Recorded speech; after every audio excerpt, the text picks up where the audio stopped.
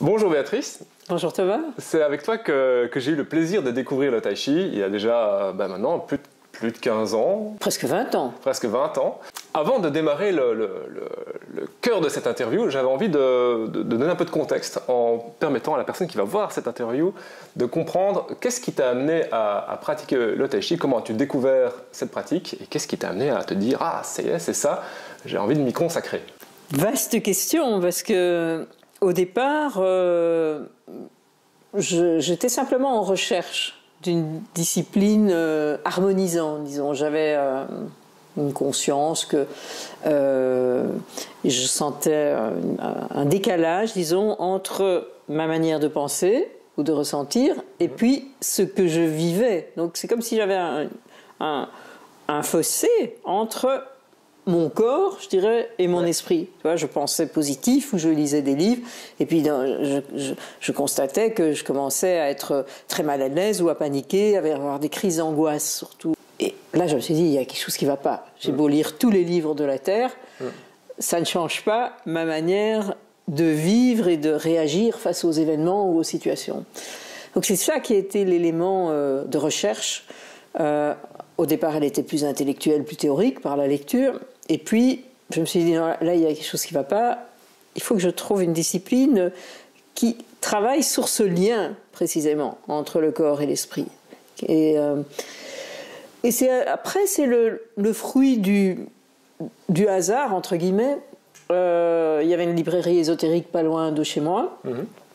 Et j'allais souvent, comme j'aimais beaucoup la lecture, j'allais souvent m'y balader. Et je vois un petit feuillet, Maître... C'était Chu King Hung.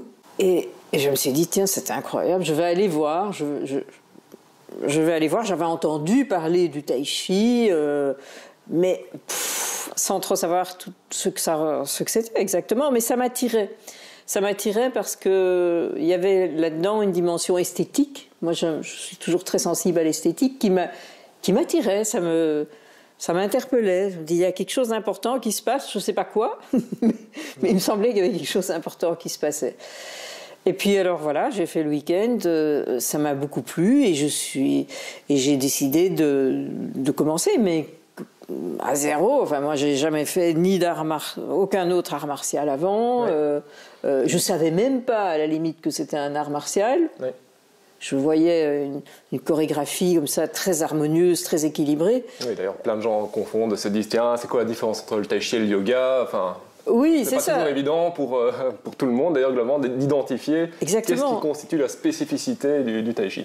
Voilà, enfin, donc c'est ça au départ. Et puis après, bon, j'ai fait un cursus normal, élève tout à fait débutant, et puis les différents niveaux qui était très structuré à l'époque. Et ça nous amène à la question suivante, qui est vraiment de se dire, tiens, donc tu as suivi cette formation, et puis à un moment tu t'es dit, je vais en faire mon métier, puisque tu as ouvert une école, et c'est d'ailleurs là que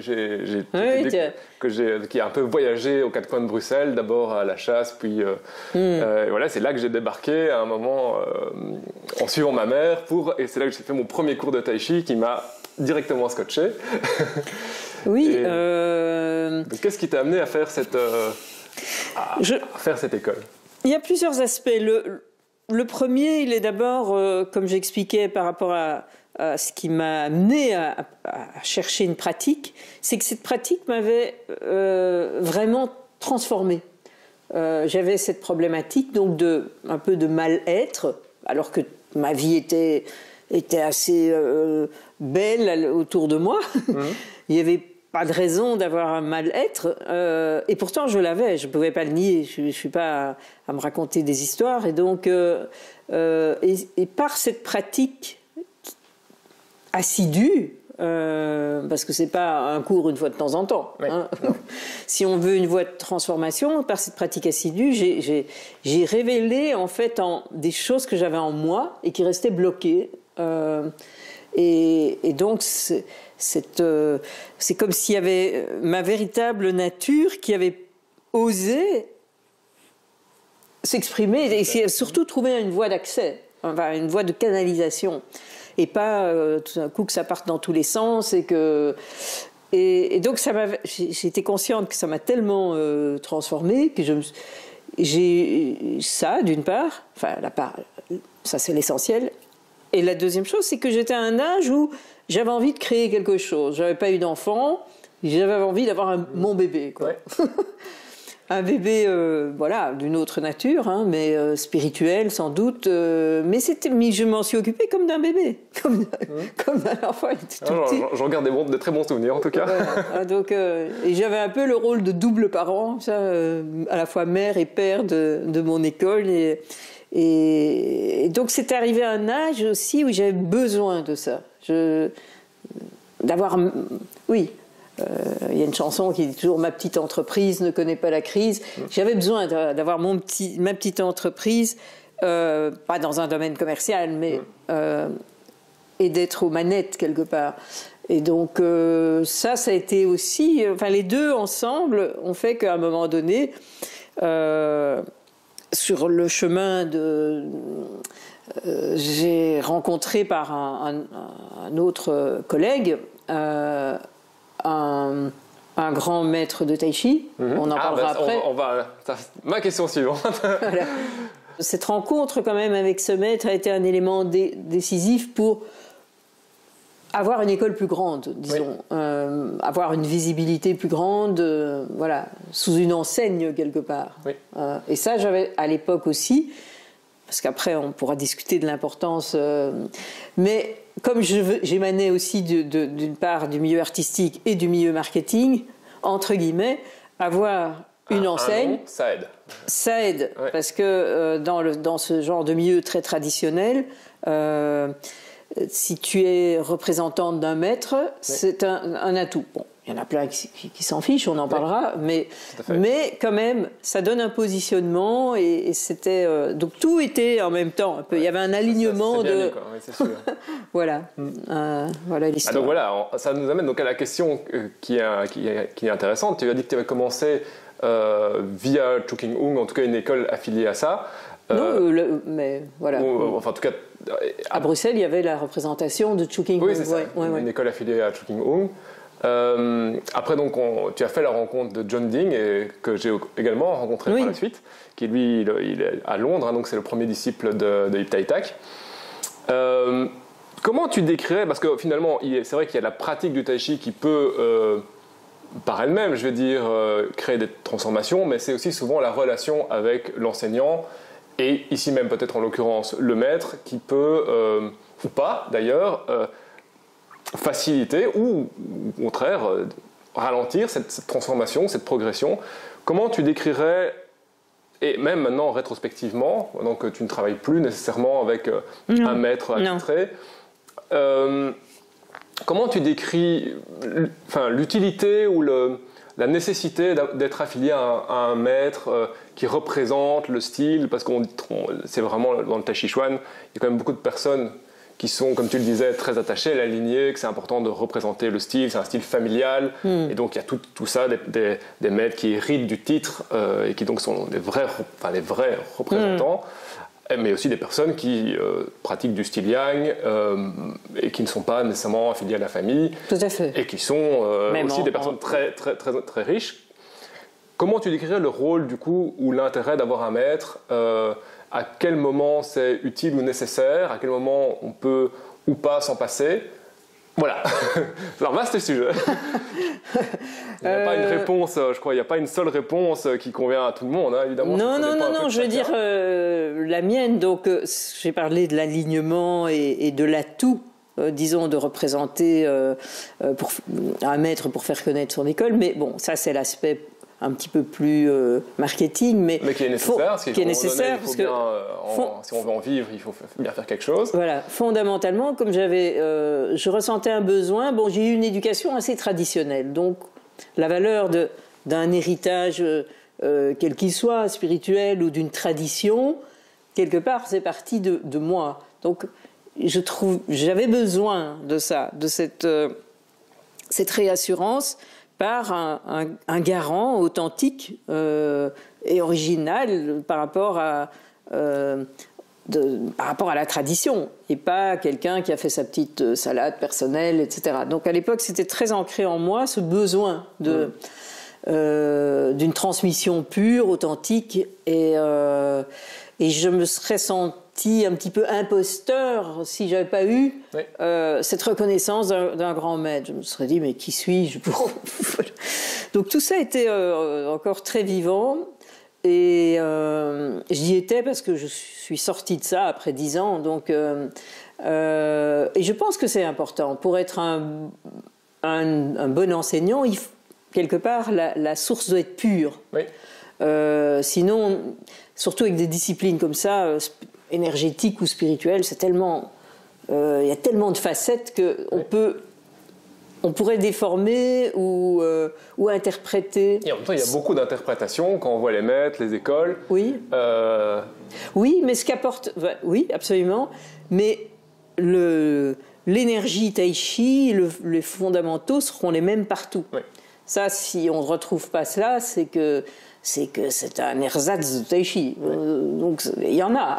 Il y en a qui enseignent des ersatz. Mais bon, donc pour moi, c'était très important pour ma propre crédibilité et ne pas avoir l'impression que je savais tout. Et donc, j'ai énormément appris. J'ai l'impression que j'ai vraiment découvert le tai chi à partir de la profondeur, disons, du tai chi, avec ma rencontre avec Master Ding. Je trouvais son enseignement extrêmement riche, sensible, multiple, c'est-à-dire aussi bien l'aspect énergétique, donc énergie interne et test et tout pour sentir cela, sentir ce chi, et l'aspect aussi martial. Je trouve que c'est vraiment important d'avoir un maître qui enseigne les vrais fondamentaux du tai chi, les principes, les concepts, et qui le fait vivre et ressentir. Donc ça, j'ai une reconnaissance. Oui. Alors moi aussi, j'ai appris plein de choses avec lui. Voilà, tu as suivi aussi les retraites très instructives. Instructeur, en plus il y avait beaucoup de monde, donc on travaillait avec plein de gens. De belles rencontres, c'est sûr. Et puis voilà, c'est un personnage chaleureux et décontracté quelque part, parce que il y a aussi ça. Moi, je venais de l'école de Chu King Hung, c'était très très très militaire, ça. Et donc, la première fois que j'ai vu Master Ding, j'ai presque eu parce qu'il était là en basket, en training et tout, alors que Chu King Hung était toujours dans son petit kimono, repassé, tiré à 4 épingles. Il jouait beaucoup plus la distance. Master Ding était très familier. Donc tout ça faisait partie de cette énergie de tai chi, qui est une énergie libre, joyeuse. D'ailleurs, tu le sais, un des slogans de Master Ding, c'était No fun, no tai chi. Donc cette bonne humeur était aussi un signe que l'énergie circulait bien. C'est très important. Tout ça, je pense que ça a très fort influencé. Moi, j'ai eu l'impression que souvent la manière dont je vivais les retraites avec Master Ding influençait ma manière de donner cours. Ce côté joie, bonne humeur, accueil. Oui, souvent j'avais l'impression et je me sentais presque investi par ça. On modélise un peu ce qu'on reçoit et on le retransmet. Absolument, investi par sa personnalité. Et ça, j'ai très fort ressenti. Et puis après, bon... il y a eu, comme dans toute institution humaine, des problèmes d'ordre politique, je dirais. Oui.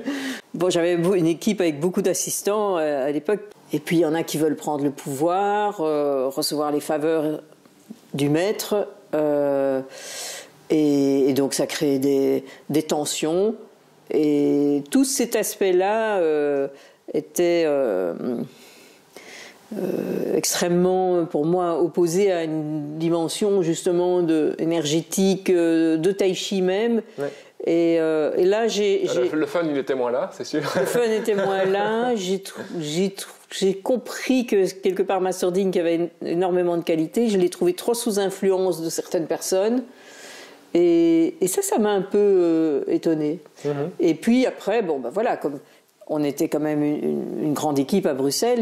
J'avais plus envie de collaborer avec certaines autres personnes. Et alors j'ai continué, puisque en fin de compte, ça changeait rien à la structure du cours de mon école. Les gens venaient, et je me suis dit, oh là là, je ne représente plus l'école de Masterding, je vais perdre tous mes élèves. Ah, c'est une crainte légitime, oui. Voilà. Et puis, en fin de compte, pas du tout. Mais pas du tout. Pas du tout. Il y a plein de gens qui n'en ont rien à cirer de ces maîtres machin, ou ils ne savent même pas qui c'est Yang Sheng-Fu quand ils s'inscrivent à un cours de Tai Chi, parce qu'en fait, pour la plupart des personnes, le Tai Chi, ils en ont juste une vague idée sans même trop savoir. Oui, toutes ces histoires les écoles, les maîtres, tout ça, ça reste souvent assez obscur pour la plupart des personnes. Absolument. Et puis, je pense que des gens aussi, comme on est dans des domaines subtils, ont compris beaucoup de choses sans en avoir reçu toutes les explications. Et ils ont été... Enfin, il y en a qui sans doute étaient ignorants de tout, mais d'autres qui ont senti, qui ont été solidaires. Et ça, c'était très chouette parce que ça me rassurait sur la qualité de mon enseignement et que j'avais finalement pendant ces 10 ans, enfin plus les 10 années avant, emmagasiné assez de, entre guillemets, de connaissances pour pouvoir avoir mon propre enseignement sans avoir peur de ne pas être fidèle ou de ne pas être ci et ça. Et ça m'a donné là un sentiment d'une liberté incroyable. Oui, parce que tant qu'on est sous un maître, on a quelque part toujours un peu peur d'afficher son opinion ou de faire différemment que ce que ferait le maître, par exemple. Par exemple, en pratique de la forme, il y a toujours ça, un peu, c'est « Waouh, mais le maître, il fait pas comme toi, attention !» Oui, c'est ça, oui, même si le maître change après, 2 stages après, légèrement la façon dont il l'a fait, finalement, il l'a fait différemment. Oui, mais bon, oui, une liberté, une légèreté aussi, parce que quelque part, il y a dans toute cette tension et beaucoup de personnes qui doivent absolument plaire au maître, etc. Enfin, moi, j'ai jamais été dans depuis que je suis à l'école, même au jardin d'enfants, j'ai jamais été comme ça à vouloir plaire, l'inverse plutôt. Et donc, il y a quand même une mainmise, un maître qui veut... Par exemple, je donne mon cas personnel, j'ai suivi des formations professionnelles aussi en Qigong, avec Maître Kewen, et puis en méditation avec Maître Zen Thich Nhat Hanh, qui vient de décéder, etc. Et tout ça, ça lui plaisait pas trop. Parce que, quelque part, il fallait tout trouver dans son enseignement. Tout. Les bons éléments ne vivaient que sous sa cloche quelque part et moi que j'aille un peu, ça lui plaisait pas, donc c'est comme si mon tai chi était pas suffisamment bon, quoi, puisque j'avais besoin d'aller voir ailleurs ce que je pouvais trouver dans son enseignement. Déjà, c'était un peu quelque chose qui a créé un peu une distance. Et puis après, il y a les suiveurs qui adulent le maître et qui allaient à tous les week-ends et à tous les... Encore faut-il savoir le faire, effectivement. Ouais, exactement. Bon, mais bon, voilà, tout ça a expliqué qu'à un moment donné, je m'en suis séparée et me suis sentie quelque part beaucoup mieux. Bon, ça a été un chemin, mais... et je ne dis pas que tout le monde doit faire ce chemin-là, loin de moi l'idée. Il y a des personnes qui sont très très bien à la vie, à la mort avec leur maître, et c'est très bien aussi. Quand la relation fonctionne et que ça va dans les deux sens et que c'est enrichissant pour tout le monde, c'est bien. Quand je parlais tout à l'heure de l'aspect tradition, etc., il y a évidemment le côté transmission pure, ça c'est très bien, mais il y a aussi le poids de ces traditions où ces maîtres se considèrent un peu comme dans la Chine du passé. Le maître, voilà, tu fais partie de la famille, je suis ton père spirituel. Et bon, on n'est pas dans cette tradition-là en Occident. Non. Et donc, quand on n'est pas là-dedans, Oui, et puis parfois il y a même aussi ne serait-ce qu'un poids financier, enfin ça joue Ah aussi. oui, les poids financiers, oui, c'est ça. Mais bon, l'importance du maître, donc pour moi, elle est essentielle en tout cas pour l'enseignant qui ouvre des cours ou une école, etc. Par contre, l'élève qui vient suivre un cours de tai chi, comme tu disais très bien, finalement, souvent ils s'en fichent, mais ils veulent recevoir une qualité d'enseignement, même s'ils ne savent pas la décrire.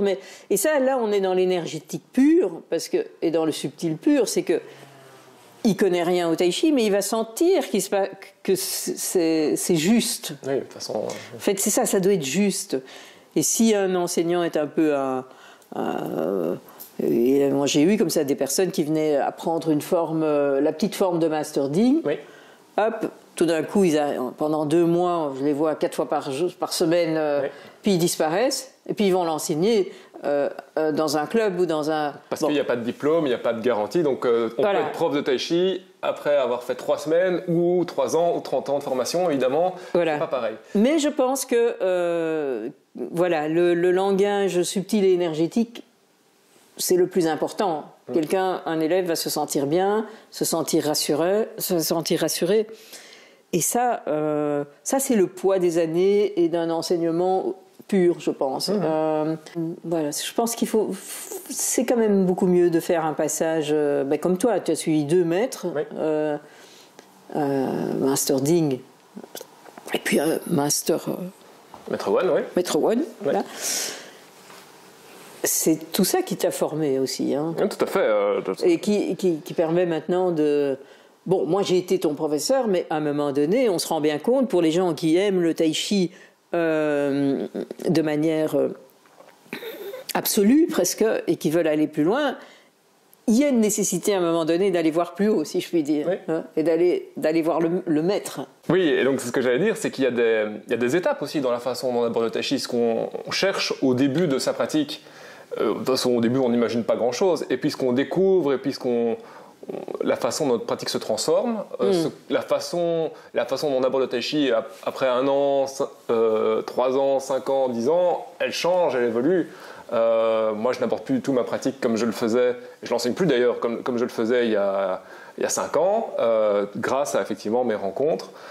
Comment toi tu décrirais les grandes phases qu'on traverse dans l'apprentissage du tai chi, je veux dire des premiers pas où on est encore confus avec la mémorisation, la forme, cette espèce de grand mystère de la forme, et après finalement le travail avec partenaire et toutes les évolutions que ça amène au fur et à mesure, et puis qu'on se rend compte que finalement, tiens, la forme, est-ce que c'est si important? Peut-être pas tant que ça, ou si au contraire, très important. Enfin voilà, quel est ton avis sur l'évolution qu'on a un peu dans sa pratique?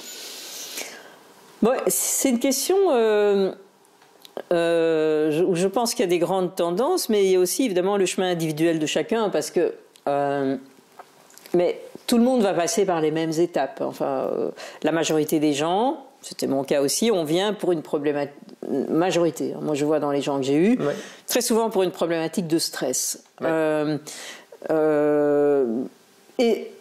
Et d'avoir une mauvaise gestion de ce stress, de ces émotions. Donc là,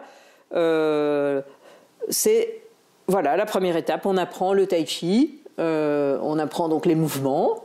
Et les gens, suivant leur sensibilité quand même et leur niveau de tension, vont assez rapidement ressentir quelque chose d'agréable, sans savoir l'exprimer, mais ils se sentent bien, ils sentent que ça leur que ça fait du bien de pratiquer ces mouvements. Et ça, c'est assez individuel, parce qu'il y a des gens chez qui ça se passe rapidement, parce qu'ils pratiquent, parce que ça, c'est un des grands points, c'est la pratique en dehors des cours. Parce que sinon, on revient au cours d'après et on a déjà oublié tout, et donc c'est compliqué. Et puis, il n'y a pas, au niveau énergétique, il n'y a rien de profond, ça reste toujours à la surface. Donc, parce qu'on apprend le tai chi au cours, mais on l'apprend surtout par soi-même, en fait, par sa propre pratique. Hein. Et donc ça, c'est la première étape, apprendre les mouvements, qui ne sont en fait qu'un outil Ça, c'est la deuxième étape. Je dirais. C'était une image que j'aimais bien. Maître Ding disait souvent que la forme, c'est Only a way. Ouais, c'est une sorte de coque. Oui. Et en fait, il faut la remplir avec tout ce qu'on veut y mettre, évidemment. Voilà. Donc ça, c'est, je dirais, la première étape, c'est j'apprends les mouvements. Et parfois, il y a des gens qui disparaissent. Ils croient qu'ils connaissent tout le tai chi parce qu'ils ont appris la forme, c'est-à-dire la chorégraphie. Et maintenant, après, ils sont contents, etc. Oui. Mais en fait, ils n'ont pas encore touché l'essence. Oui, on n'en est qu'au début. L'essence du tai chi. Mais alors, ça paraît un chemin. Donc, qu'est-ce qui va se passer là? Ça veut dire que ça va dépendre du cœur de la personne qui, tout d'un coup, a été touchée dans son cœur profond par cette discipline, est tombée amoureuse du tai chi, quelque part. Qui incite à aller plus loin dans un travail où on recommence tout à zéro, quelque part. Pour nourrir cette forme, nourrir l'intérieur. Et ça, nourrir l'intérieur, bon, c'est déjà une notion beaucoup plus subtile. Et là, donc, les gens commencent à rentrer vraiment dans un chemin de tai chi. Bon. Déjà, on reste encore dans la dimension de forme, qui est cet enchaînement qui permet d'abord de découvrir son propre corps, son volume, ses dimensions, relation à l'espace, voilà, relation à l'espace, comment je vais harmoniser tout ça. J'ai des bras, j'ai des jambes, j'ai des hanches, j'ai des épaules et tout ça. On sait que mettre sa main en face de soi, c'est déjà difficile, déjà pour certaines personnes. Donc, oui, c'est ça, parce que donc cette notion d'adversaire invisible qui est son double permet quand même de sentir un peu l'espace qu'on occupe et énergétiquement, au-delà de son corps physique, quelque part. Donc tout ça est très utile, et déjà ça, souvent, ça permet aux gens de se sentir mieux. Parce que tout d'un coup, ils se réapproprient ce fameux corps qui très souvent fait des siennes tout seul. Et donc ça c'est déjà une grande étape. Mais c'est sûr qu'après, l'étape de nourrir l'intérieur, voilà, c'est une histoire de se rendre compte que ces disciplines sont tellement subtiles que c'est l'intérieur qui va devenir cette notion de souffle, en fait. C'est là qu'on rentre vraiment dans la notion de souffle interne qui va permettre d'évoluer vraiment dans l'énergie tai chi, qui est sans cette dimension-là, on va rester toujours à la surface. Et pour beaucoup de gens, la surface suffit, parce qu'ils vivent comme ça dans la vie. Oui, c'est comme aller faire à une salle de fitness, voilà. Peut-être pas, peut-être quand même plus que ça, parce qu'ils se rendent compte qu'ils sont quand même dans un autre contexte qui est plus spirituel, ne fût-ce que par le discours autour de cette discipline. Oui, parce qu'il y a tout le contexte, évidemment, le taoïsme, voilà, il y a quand même une dimension spirituelle, même si globalement elle est indirectement abordée en tai chi, mais il y a comme la notion du yin-yang qui est quand même une symbolique forte que tu apprends un peu à incarner quelque part. Voilà, tout ça. Donc les gens qui vont continuer après cet apprentissage de forme seront soit des personnes qui comprennent que c'est une voie, c'est un Tao, pour découvrir des notions beaucoup plus profondes de leur propre être, et que c'est vraiment une voie spirituelle, ou d'autres qui veulent développer l'aspect martial. Parce que, voilà, c'est un petit peu le paradoxe souvent du tai chi, c'est que c'est un art martial, mais qu'on dirait pas du tout que c'est un art de combat. Oui, c'est lent, à quoi ça sert? Si on m'attaque, oui, moi aussi je vais bouger très lentement comme ça et je suis sûr que ça va faire fuir mon adversaire. Oui, donc c'est souvent un peu... il y en a qui comprennent pas du tout cette dimension, et c'est vrai que c'est très rare d'avoir quelqu'un qui vient au tai chi au départ pour apprendre à se battre. En général, ils ont un autre... Il y a d'autres arts martiaux plus... Voilà, plus efficaces, disons. Plus efficaces, en tout cas, de prime abord. Donc, je crois que ces étapes sont... Chacun les traverse dans une durée variable. Variable, mais c'est sûr. Il y a des personnes qui mettent très longtemps sur la forme, d'autres qui moins longtemps, ça dépend un peu. Oui, et moi j'ai toujours été, par exemple, une grande amoureuse des formes. Donc j'aime cette esthétique, et donc je trouvais extrêmement important de pratiquer la forme de manière la plus précise possible et la plus fine surtout. Un peu comme de la haute couture par rapport à un prêt-à-porter. C'est ça, tout à fait. Oui. Donc vraiment aller dans l'extrême finesse du mouvement, du travail du souffle dans le mouvement. Bon, donc c'est un travail d'artiste quelque part, ça. Comme un musicien qui va essayer d'avoir la note la plus pure.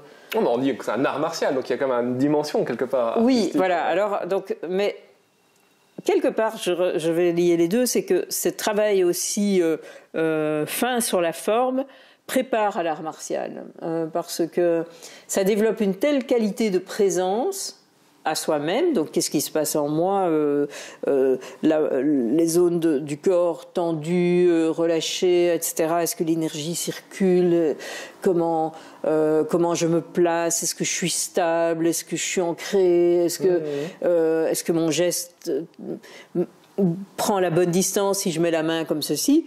On voit tout de suite que mon espace vital, il est tout petit et que je risque de recevoir la frappe, même imaginaire, énergétiquement en pleine figure.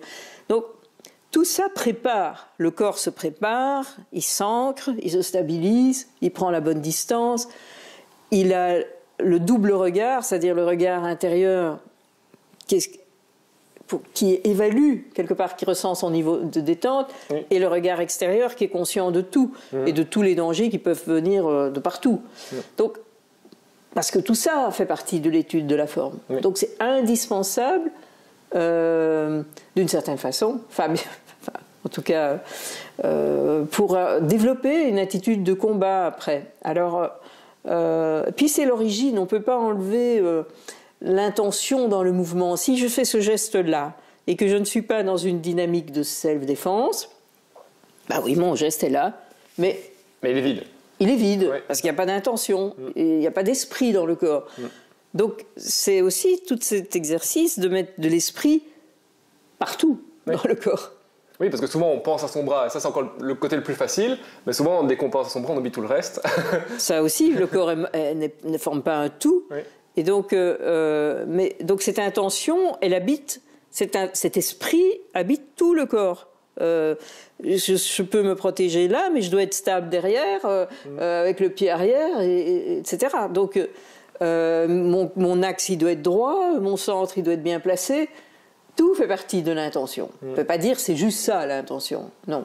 En fait, tout fait partie de l'intention, le corps complet. Et ça, évidemment, ça demande tout un chemin, mais c'est ça qui est le plus passionnant, parce que, pour moi, l'aspect martial, peut-être c'est pas aussi parce que je suis une femme que j'ai peut-être moins, par rapport au tai chi, je dis, été dans faire tous les stages en matière de combat, ou de ci ou de ça. En plus, en tai chi, il faudrait ajouter d'autres techniques et tout ça pour être un bon combattant. Donc, cet aspect-là m'a pas toujours... j'aimais bien, mais pas trop. Il y a le côté martial, mais il y a le côté... travail avec partenaire, comme la poussée des mains, qui permet quand même qu'entre ce qu'on fait dans la forme et le moment où on a un partenaire qui pose sa main sur nous, on se rend compte qu'on est quand même dans un monde différent, et parfois ce qu'on imagine être bien, on est confortable, et puis quelqu'un met sa main sur nous, il y a tout qui... Oui, absolument. tout ça c'est souvent la grande révélation, c'est que waouh, mon tai chi il est bien, et puis l'autre vient... c'est ça. Donc...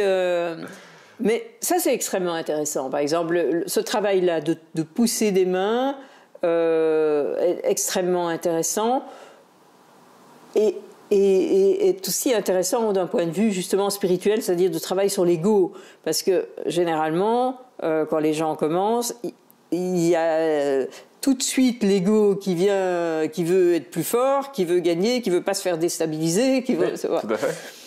Et donc, pour ça, Chen Manqing, qui est aussi un des maîtres de la famille Yang, avait des enseignements, je l'ai jamais rencontré, mais quand on lit les enseignements de ses disciples pour comprendre que finalement, c'est un travail sur soi et pas par rapport à un adversaire. Donc, c'est un combat avec soi-même, de justement garder cette écoute, accepter d'être déstabilisé parce que c'est là que j'apprends. Pourquoi j'ai été déstabilisé? Qu'est-ce qui manque? Qu'est-ce que j'étais pas ancré? J'étais trop tendu, etc. Donc tout ça est extrêmement intéressant et fait intrinsèquement partie de l'enseignement du tai chi. Donc ça, c'est le travail fondamental. Pour moi, c'est le travail fondamental martial. Après, les applications de combat dans la forme, etc. Bon, il y en a qui sont évidentes, il y en a d'autres. C'est pas toujours super clair. C'est pas toujours clair de montrer l'application. Mais c'est voilà. Mais la base de tout, oui, c'est ce travail d'écoute. Parce que dans le tai chi, c'est l'énergie d'écoute qui permet de mieux se défendre. Hein. C'est le yin. Si je viens te pousser, ben, moi je suis yang. À ce moment-là, tu dois créer du yin en toi. Si tu redeviens yang, ça va être yang contre yang, et bon, paf, ça bloque, ça devient agressif. Et donc, cette écoute est formidable, en fait, parce que ça transforme. Il suffit de regarder un débat à la télévision où les gens ne s'écoutent absolument pas, il y a une escalade d'agressivité dans les propos, ils n'écoutent pas l'argumentation de la personne, ils ont déjà leur truc en tête, et donc ils sont à l'opposé du monde de la philosophie du tai chi. Et donc ça n'apporte rien, on n'entend plus rien, etc. Le tai chi, quelque part, c'est pas pour nous lancer, mais rend plus intelligent quelque part de la vie, parce qu'on a conscience de tous ces phénomènes, et que finalement, s'il y a une agression quelle qu'elle soit, verbale, virale, enfin tout, environnementale, enfin tout peut être agression. On sait que voilà, il faut écouter à l'intérieur de soi, lâcher prise. Et ça, c'est sans doute le travail de toute une vie. De toute une vie, de plusieurs vies même, pour mieux se défendre. Pour mieux se défendre. Parce que si j'accepte, voilà, je ne suis pas dans la... voilà, je ne cherche pas à combattre contre, mais à faire circuler. Oui.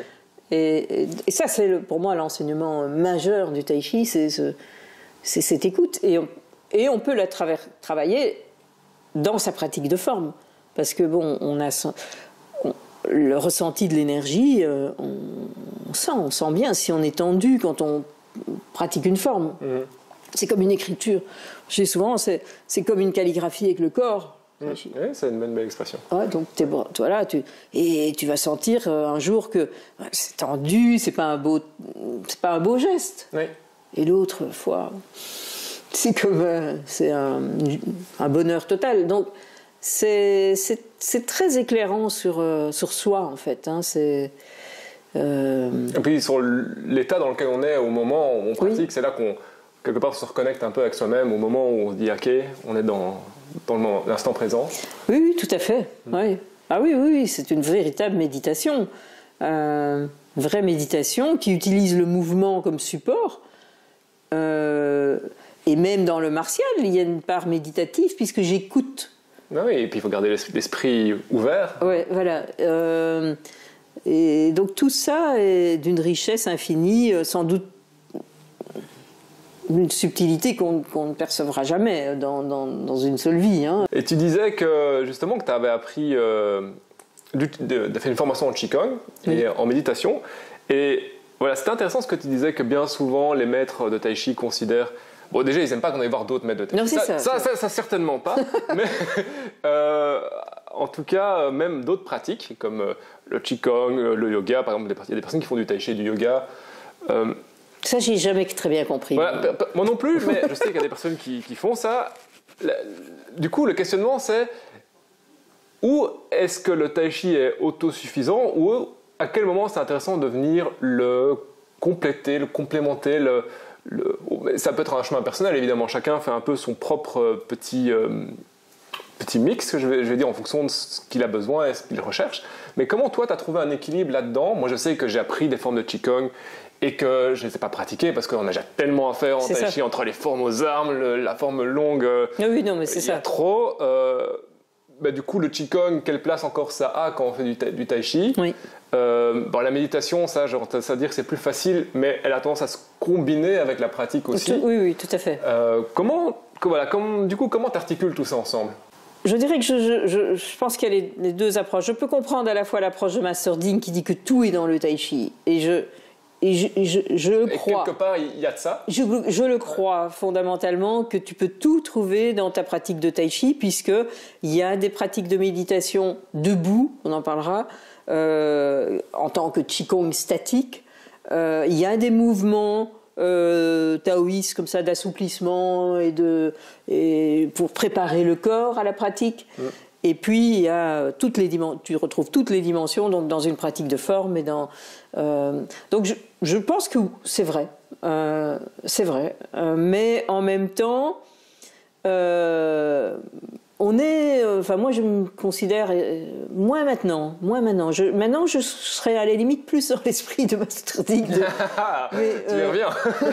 mais avant, on est des Occidentaux quand même. On aime découvrir. Alors, en fait, je pense que aussi ce temps qu'on consacre, et c'est vrai, de nouveau, à d'autres formations, on ne le consacre pas à pratiquer, ça c'est sûr. À pratiquer le tai chi ou d'autres formes de tai chi, etc. Mais c'est de la curiosité et aussi, de nouveau, est-ce que c'est l'aspect, entre guillemets, commercial qui faisait que j'avais des demandes de gens, bizarrement, mais qui voulaient absolument apprendre du qigong et pas de tai chi, surtout pas du tai chi, comme si c'est un peu bizarre, mais bon. Et donc il y a eu, et ça c'est la Chine a fort contribué à ça, à séparer les formations. Si tu vas dans les universités, Pékin, Shanghai, etc., et il y a au niveau didactique, tout ça est très séparé. Hein. Tu apprends des formes de qigong, etc. Et tu vas les enseigner celles-là, et tu vas pas leur enseigner autre chose. Et donc c'est très très ciblé comme ça. Et au départ, les gens ont découvert parce que c'est un autre aspect qu'on n'a pas encore abordé, c'est l'aspect santé. Oui. Dans le qigong, la dimension la médecine chinoise, quoi. Voilà, la médecine chinoise, le travail des méridiens, le renforcement des organes, tout ça sont des notions qui font partie de la pratique et du discours du qigong. On va faire telle série pour développer le cœur, pour libérer le foie, pour renforcer les reins, etc., etc. En tai chi, on ne parle jamais de ça. Sauf certains pratiquants, par exemple Thierry Alibert, il fait pas mal ça, il a tendance à fusionner et à injecter quelque part le qigong dans sa pratique. Oui, et c'est vrai. Mais globalement, on peut y répondre, c'est-à-dire en tant moi je sens dans ma pratique quels sont les méridiens que je stimule dans le mouvement. Là, je renforce les reins, là, je libère le cœur, le poumon. Là, j'ouvre le foie. Enfin, donc, on le sent une fois qu'on a un peu ces notions. Mais globalement, les cours de qigong, c'est axé médecine, thérapeutique. Et donc, ça attire pas les mêmes personnes, en fait. Oui. Ça n'attire pas du tout. À la limite, c'est plus comparable aux gens de yoga et de qigong. Oui. Et je pense que c'est une espèce de tempérament, disons, plus ludique chez les participants, les amoureux du tai chi, et plus, entre guillemets, thérapeutique dans le côté qigong. Mais en même temps, on ne peut pas séparer les deux, parce que on pourrait dire, pour moi, enfin en tout cas, certaines fois quand je pratique la forme en faisant vraiment attention à la manière dont l'énergie circule, etc., pour moi, je suis occupé à faire du qigong, quoi. C'est un qigong extrêmement développé, c'est une longue forme de qigong. Tout à fait. Je suis pas dans l'aspect martial, là, je suis dans l'aspect énergétique. Donc, je comprends pas. Bon. Et de toute façon, dans un cours de tai chi, et je pense que c'est un des critères, selon moi aussi, pour voir si c'est un cours est sérieux, et que c'est un enseignement traditionnel, c'est la pratique du qigong statique.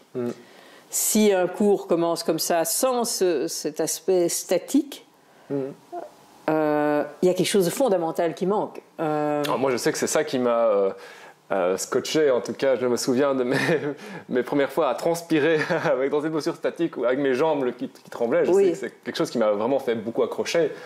Oui, mais c'est la chose souvent la plus difficile à faire accepter par les élèves, parce que rester immobile et avec des postures où les bras, si la personne a des tensions, mais c'est un supplice chinois au départ. Hein. Et puis les jambes. Et les jambes qui peuvent être fort sollicitées malgré tout. Même quelqu'un qui est très sportif, c'est un tout autre travail, quoi. Et il commence à avoir les jambes comme ça alors qu'il a des quadriceps comme ça. Enfin bon, il y a quelque chose là qui est très. Mais c'est la base. S'il n'y a pas ce travail d'alignement. Et c'est comme si toute l'énergie, ça se réaligne, l'axe, le centre, tout se calme et tout se détend. Mais de nouveau, c'est un long chemin, parce qu'arriver à être détendu totalement debout, dans ses postures, c'est laborieux. Et pour beaucoup de personnes, c'est le haut du corps qui est toujours surinvesti dans la vie de tous les jours, et donc comme c'est surinvesti, il y a des tensions. Et donc, quand ils doivent garder les bras comme ça, et encore, nous, avec Masterding, on avait des postures relativement confortables. Chuging Wung, on avait des choses comme ça. Donc, avant d'arriver à détendre ça, etc., et donc, et puis, la détente, surtout, interne. Mais c'est fondamental pour avoir un tai chi de qualité, faire circuler une énergie de qualité, c'est de faire du statique. Avant... Et donc le Qigong, il faut toujours faire partie de l'aspect justement de complémentaire. Enfin, on ne peut pas séparer les deux. Et pour revenir à la méditation, donc moi c'est le zen que j'ai été explorer avec dans les retraites avec Thich Nhat Hanh et un petit peu de Zen Soto ici, mais ça c'est encore beaucoup plus dur parce que ça c'est à la japonaise. Ouais. Tandis que Thich Nhat Hanh, c'est le Chan, en fait, c'est du zen chinois, donc c'est beaucoup plus doux, plus affectif, comme... c'est un cocon d'amour quand on allait dans ces retraites-là. Et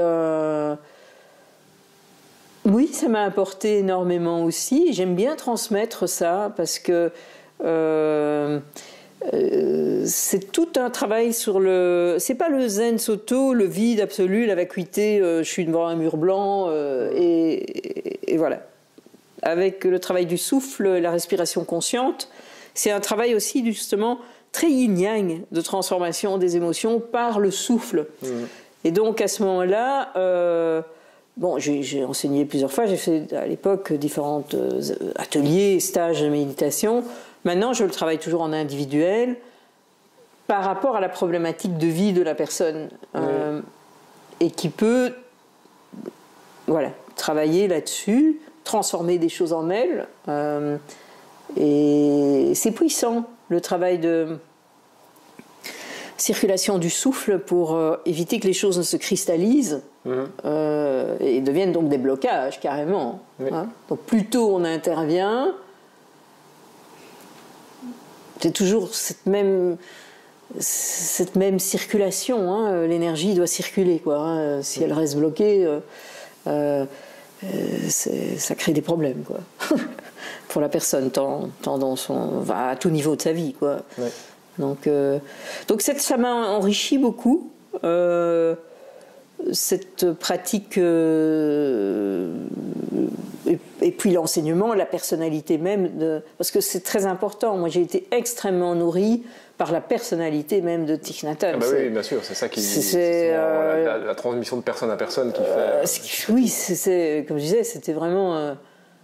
D'abord, il est décédé malheureusement, mais bon, il avait eu un grave problème de santé il y a 6 ans, je crois, maintenant.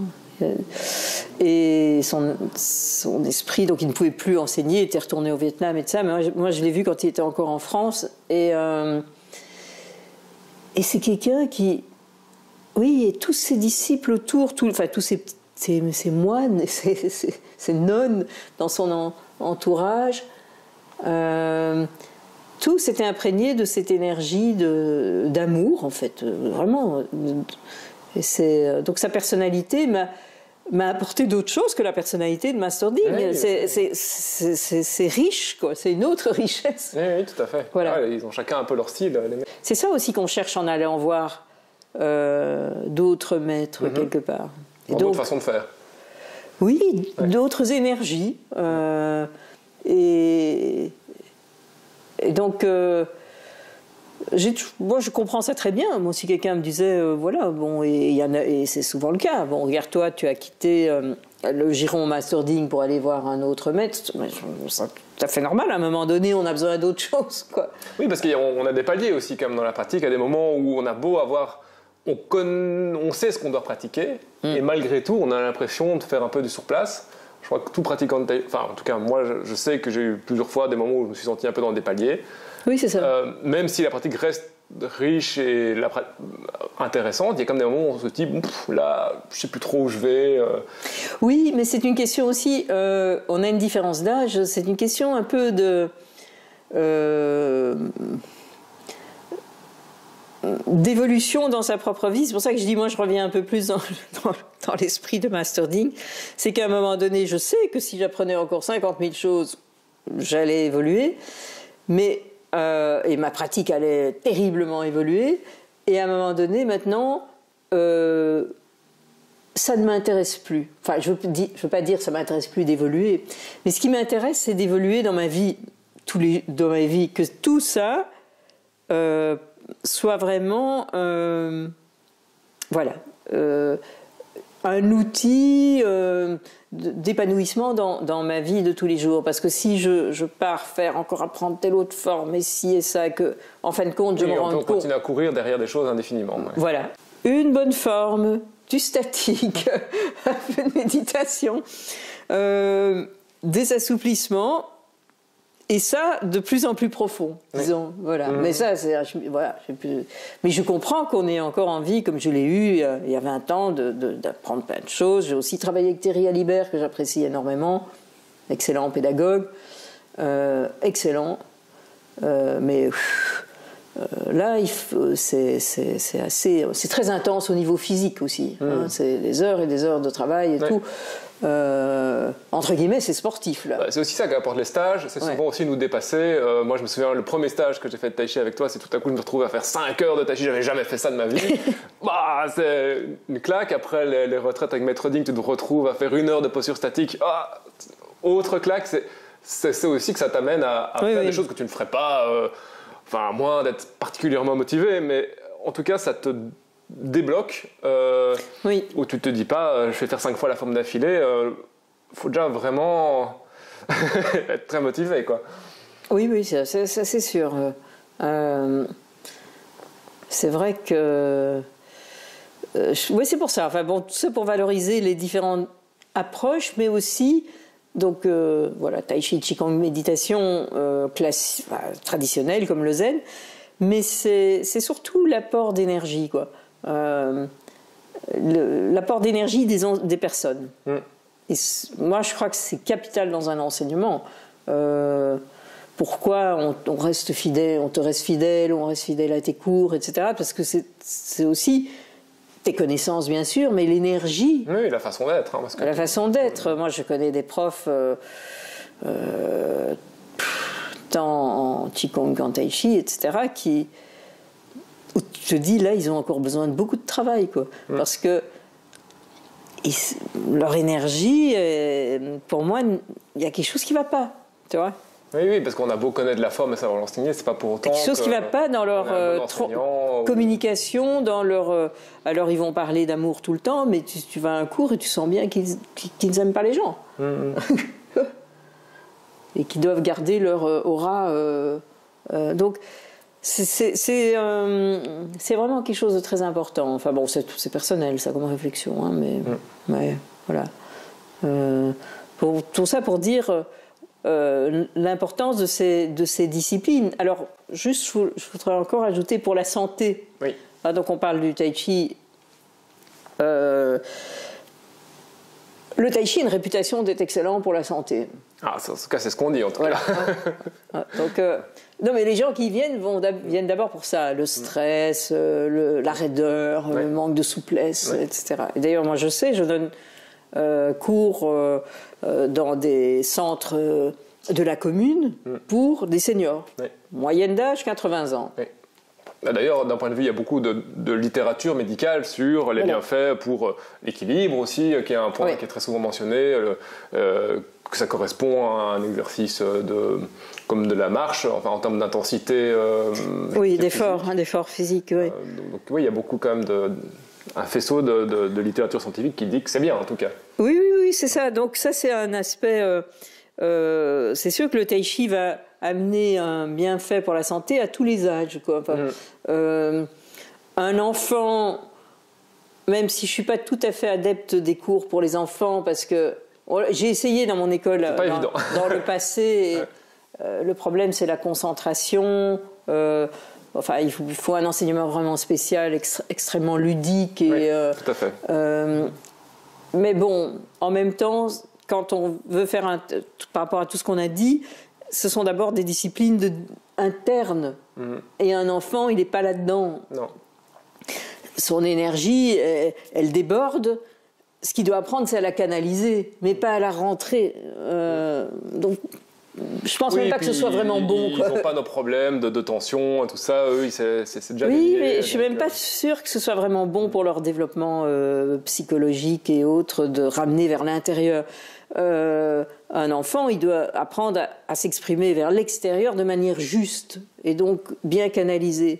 L'adulte, souvent, il arrive à un âge où il a déjà tellement donné dans toute sa vie qu'il est soit épuisé, soit il a besoin... Oui, le burn-out. Oui, et il a besoin de renourrir l'intérieur pour aborder la dernière partie de sa vie avec une certaine force et un certain équilibre. Donc mais à un âge, disons, l'âge de pleine possession de ses moyens, vie professionnelle, ça c'est sûr que le tai chi est un outil magnifique contre le stress, parce que cette pratique dans la lenteur, parce que bon, il y a des gens qui vont tout de suite dire « Ah non, ça m'énerve, c'est beaucoup trop lent. » Ah, ça c'est le classique, ça. Voilà. Moi j'ai besoin d'un truc qui bouge. Mais c'est justement, c'est ça dont il a besoin, quoi. C'est pas être lent pour être lent, ça n'a aucun intérêt, ce serait presque débile, mais c'est cette lenteur de conscience et de profondeur dont la personne a besoin. Et ça, s'il accepte de travailler ça, qui est contre nature souvent, complètement contre nature. Plein de choses dans le tai chi, on te dit que tu vas avec la nature, mais en fait c'est tous des réflexes qui sont absolument contre-intuitifs. Contre nature, s'il accepte qu'il est... il faut que la personne accepte qu'elle soit en déséquilibre énergétique, pas pour ça qu'il est fou, mais il est en déséquilibre énergétique. S'il a trop de stress, il y a un déséquilibre. Oui. Donc, il faut rééquilibrer. Alors, que si on va rééquilibrer, on va faire quelque chose de différent. Sinon, on renforce encore le problème. Les gens qui vont taper comme des malades, au moment même, ils suent, ils sont peut-être détendus, mais ça n'a rien changé dans leur manière d'aborder la vie. Oui. Et donc, cet aspect anti-stress est extrêmement puissant chez les personnes en âge de la vie professionnelle, avec beaucoup de responsabilités, beaucoup de stress. Déjà se poser, déposer, c'est comme si ils rentrent, ils déposent leur paquet, et déjà un peu de temps pour soi. Prendre du temps, rien que pour soi. Déjà tout ça. Enfin ça, on peut trouver dans d'autres disciplines, pas propre au tai chi. Mais c'est cette douceur et cette lenteur, parce qu'ils sont souvent dans des milieux assez hard aussi, dans les milieux professionnels, il faut être agressif, il faut être performant, il faut être ci, il faut être ça. Donc, de nouveau, la performance, ça n'a pas de sens en tai chi, sinon de s'améliorer soi-même. Le combat, c'est éviter tout combat. Enfin, tout est contre-intuitif, quoi. Ouais.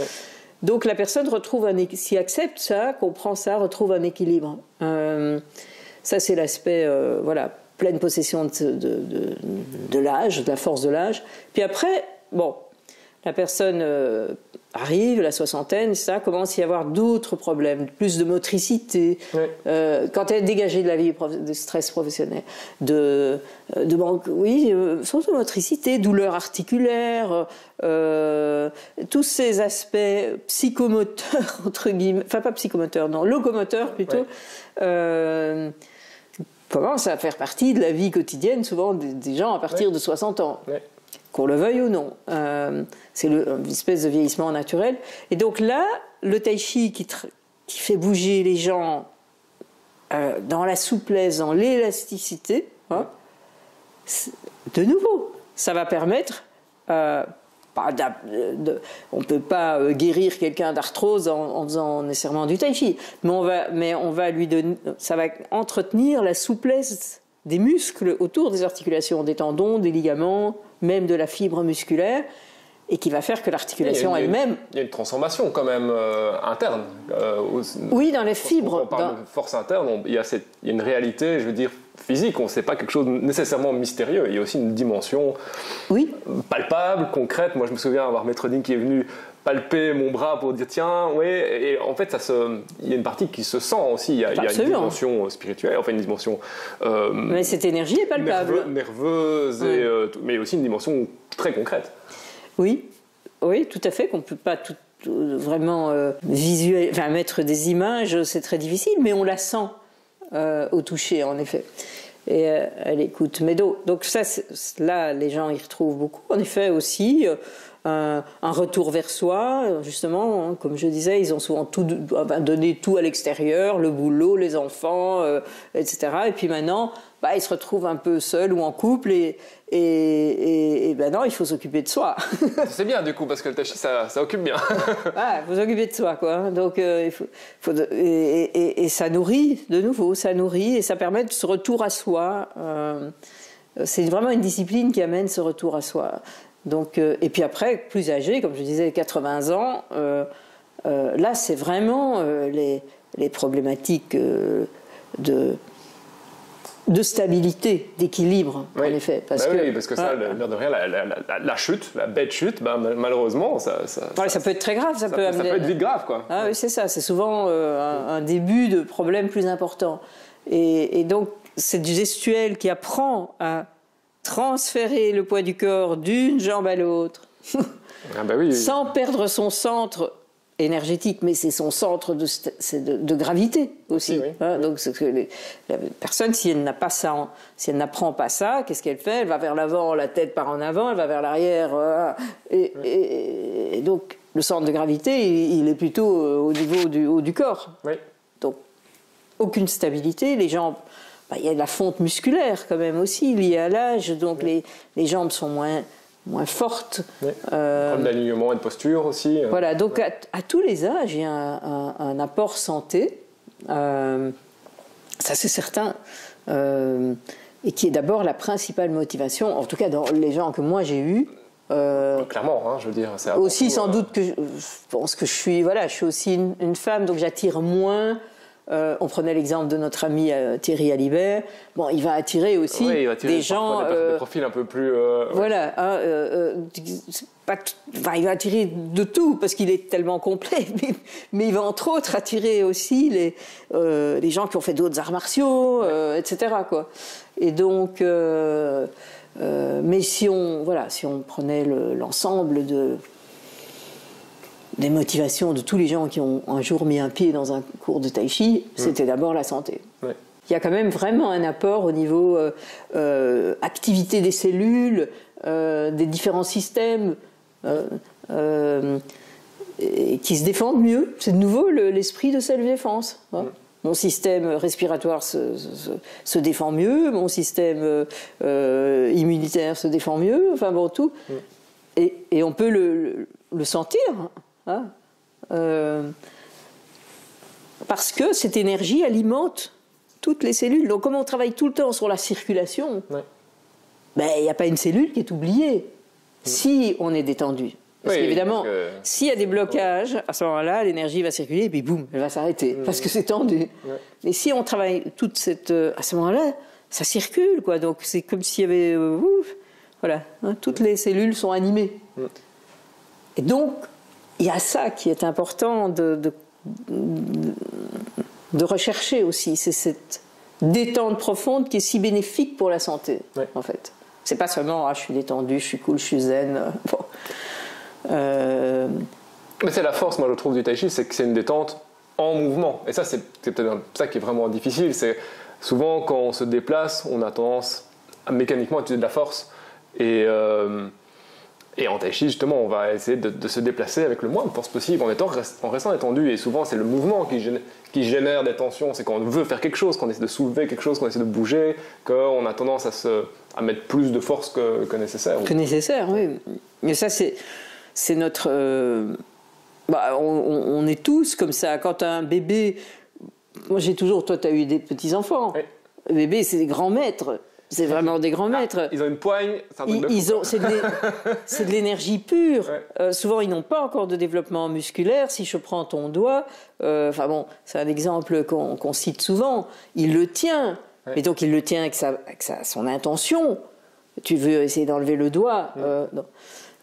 Donc c'est énergie pure, il se tient droit. Hein, oui, j'ai des photos de mes enfants où on les voit assis. Et alors ça c'est magnifique, quoi. Et ils sont droits, ils sont... Après, on perd un peu, malheureusement, oui, voilà, avec l'école, avec tout ce qu'on fait assis. Mais donc, tout petits, ils sont des maîtres de Qigong. En tout cas, ils sont droits.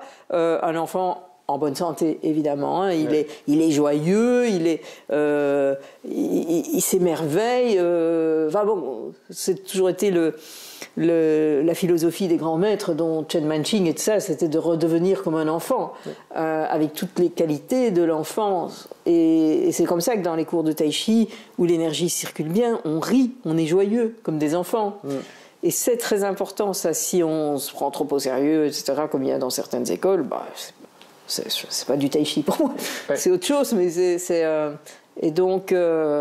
cet aspect-là est aussi vraiment fondamental, quoi, parce que l'âge, voilà, on arrive à l'école, oh là là, on commence à formater la personne. Ah, c'est ça, hein.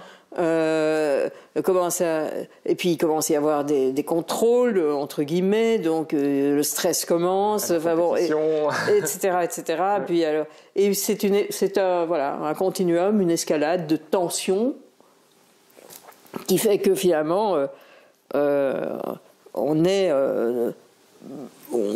arrive à être des êtres hyper tendus, pas spécialement au niveau hypertension médicale, mais et souvent aussi, mais hyper tendus, quoi, tendus de la vie, quoi. Ouais. Et avoir du mal à lâcher tous ces conditionnements.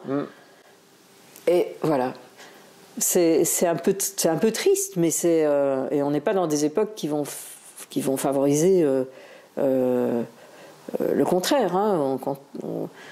Avec tout ce qui s'est passé, la pandémie, maintenant la guerre, les gens sont extrêmement tendus. Il y a de quoi. Évidemment, il y a de quoi. Mais en même temps, moi, je me rappellerai toujours aussi les anecdotes qu'on raconte de grands maîtres qui étaient Deshimaru, qui était le grand maître zen, donc japonais. Oui. Il pratiquait dans un château où il y avait eu son centre. Et il y avait des travaux, je sais pas quoi, et des marteaux-piqueurs. Et puis, il disait toujours, je viens de le relire d'ailleurs ce matin, il ne faut pas être dérangé par tout ça. Il faut pouvoir méditer sous les bombes.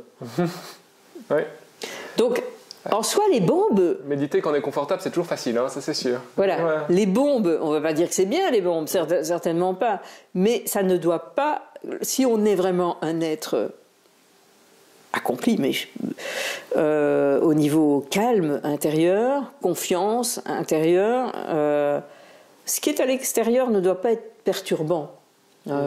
Ça doit au contraire renforcer ton... Mais bon, ça... C'est un stade évidemment extrêmement évolué, mais fondamentalement, c'est vrai que les temps actuellement, c'est difficile de garder un lâcher-prise. C'est très difficile. Et en même temps, c'est quand on travaille avec partenaires en tai chi, on voit bien à quel point le lâcher-prise est utile pour progresser, parce qu'on voit bien à quel point la confrontation... La force contre force, on voit bien que oui, alors c'est le plus fort qui gagne et voilà, mais à quel point le lâcher prise est utile et que ça ne sert à rien de s'acharner à être dans la tension, alors que quand on accepte, il y a une part d'acceptation, de lâcher prise et en même temps, tout en gardant son espace vital, qu'on sait faire progresser les choses. Absolument, ça c'est la base de la philosophie taoïste, hein, de l'échange yin et yang. Hein. C'est sûr que dans des périodes aussi yang, puisqu'on est dans un monde hyper yang, enfin on se demande presque... Faire plus, produire plus. Oui, et la guerre et tout ça, enfin bon, c'est plus yang que ça, et soit le yin va pouvoir s'exprimer par la diplomatie, par la négociation, par des démarches qui vont faire la balance, mais si c'est pas le cas, ça va durcir de plus en plus, et donc c'est pratique, on pourrait dire, oui, c'est encore plus utile en période de trouble, je trouve. De toute façon, on peut pas changer le monde, on peut surtout se changer soi-même. Donc, oui, voilà. Il faut bien commencer par ce qu'on a à portée de main, c'est-à-dire nous-mêmes. Oui, c'est ça. C'est vraiment important de garder ces pratiques et de les découvrir. Je le pense, quoi. Bon, et c'est pas se dire oui, bon, mais par rapport à la gravité du monde, bon, justement. Non, et puis c'était vrai, très vrai ce que tu disais sur Thich Nhat Hanh, à quel point le fait de le voir, de le rencontrer, tu sentais tout le travail qu'il avait fait sur lui-même, et c'est ça finalement, hein, cette transmission-là, elle n'a pas de... C'est la plus importante. C'est la plus importante, et c'est de là qu'on peut vraiment cultiver, et qu'on peut transmettre à d'autres aussi. On ne sait pas imposer des idées à qui que ce soit, mais par contre on sait travailler sur nous-mêmes, et puis après... espérer, c'est le mieux qu'on puisse faire, que ça se transmette aux autres. Oui, ça se fait tout seul, hein. C'est non-verbal, quoi. C'est l'attitude, c'est ce que dégage la personne comme énergie, en fin de compte, qui est sa propre énergie. Donc ça, c'est le principal enseignement. Oui, c'est le cœur du travail. Mais bon, voilà. Et si on peut faire toucher aux gens cette notion de profondeur dans un geste, parce que nous on travaille le geste. Oui. C'est déjà pas mal. C'est énorme. Et je crois que ça nous amène doucement vers la fin de cette interview. Tu as envie de rajouter un petit mot de la fin, quelque chose pour conclure cet entretien? Pas précisément. Enfin, je pense que sur le sujet, on a abordé un peu tous les aspects. Peut-être, il y a aussi un aspect que moi j'aime bien aussi valoriser, mais ça, c'est à distiller ça, l'aspect philosophique, puisque le tai chi s'inscrit dans quand même un énorme courant philosophique qui est le taoïsme. Oui. Et donc là, il y a aussi un enseignement extrêmement riche que j'encourage souvent à lire. Je conseille des livres, etc., pour que la personne s'imprègne un peu. Tout prend plus de sens. Ça va donner un supplément de sens. Il y a le supplément de pratique dont on a beaucoup parlé, mais il y a aussi le supplément de sens. Parce que ça s'inscrit dans tout un contexte. Et alors on va dire, oui, c'est philosophie ancienne. Lao Tzu, c'est merveilleux, quoi. Voilà, mais en fait, justement, c'est pas du tout. C'est tellement tout le temps à mettre au goût du jour et à comprendre que ces grands enseignements sont encore extrêmement utiles dans l'époque actuelle. Et moi, je dis toujours que tous les grands dirigeants devraient faire du tai chi pour être beaucoup plus dans la souplesse de l'esprit, hein. Et donc ça amène une souplesse de l'esprit, la philosophie. On a travaillé la souplesse du corps par la pratique, mais l'esprit aussi, quelque part. Enfin, il participe, il fait partie du... Il y a une interaction, évidemment. Plus le corps est souple, plus l'esprit devient souple, et vice-versa. Mais ça nourrit quand même la compréhension, déjà, et l'engagement, je dirais, quelque part, de la personne, qui, si elle est attirée par ces pratiques, peuvent s'engager dans une voie, vraiment une voie, comme le Tao l'exprime.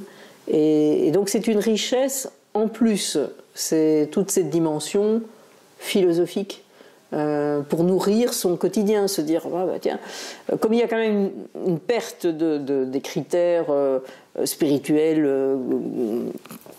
traditionnels dans nos régions, Oui.